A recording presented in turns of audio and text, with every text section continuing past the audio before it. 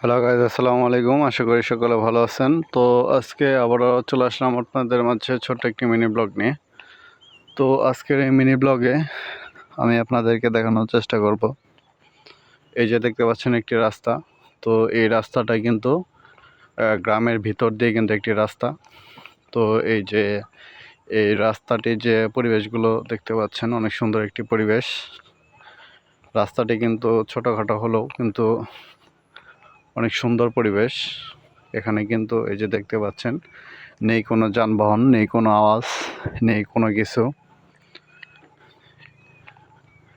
ঝামেলামুক্ত একটি রাস্তা, অনেক সুন্দর একটি পরিবেশ। এসব রাস্তায় বসে থেকে 10-15 মিনিট, আধা ঘন্টা আড্ডা দেওয়া যায়। এতে অনেক মনটাও ফ্রেশ হবে, অনেক ভালো লাগবে। এসব জায়গায় আড্ডা দিতে যে কারোরই ভালো লাগবে। এই যে দেখতে পাচ্ছেন, তো এই যে রাস্তার কিছু কিছু জায়গা কিন্তু ভেঙে গিয়েছে। এই যে দেখতে পাচ্ছেন, মাঝে মাঝে দু একটা মোটর সাইকেল এই রাস্তা দিয়ে চলাফেরা করে। এই যে রাস্তার পাশে দেখতে পাচ্ছেন একটি বাড়ি রয়েছে, এবং এই বাড়িটির পিছনে কিন্তু দোতলা বিশিষ্ট কিন্তু একটি বিল্ডিং রয়েছে। অনেক সুন্দর করে বিল্ডিংটি তুলেছে, এবং এই জায়গায় কিন্তু এই দেখতে পাচ্ছেন গাছপালাও রয়েছে। প্রচুর রোদের সময় এই জায়গায় কিন্তু বসে কিন্তু ছায়া নিচে কিন্তু বসা যাবে। তো বন্ধুরা, যে দেখতে পাচ্ছেন সামনে কিন্তু রাস্তাটা বেঁকে গিয়েছে, এবং সাইডে কিন্তু একটি মেশিন ঘর রয়েছে দেখতে পাচ্ছেন।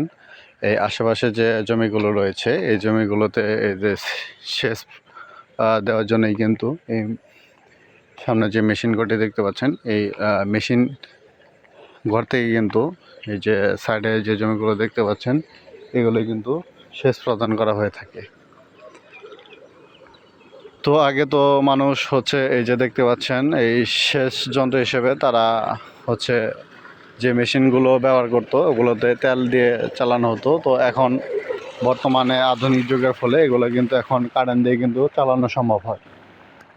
তো বন্ধুরা, যারা এখন অবধি আমার চ্যানেলে ভিডিওটি দেখছেন, তাদেরকে অসংখ্য অসংখ্য ধন্যবাদ। আপনাদের মাঝে আবারও দেখা হবে নতুন কোনো ভিডিও নিয়ে। এ পর্যন্ত সকলে ভালো থাকবেন। আসসালামু আলাইকুম।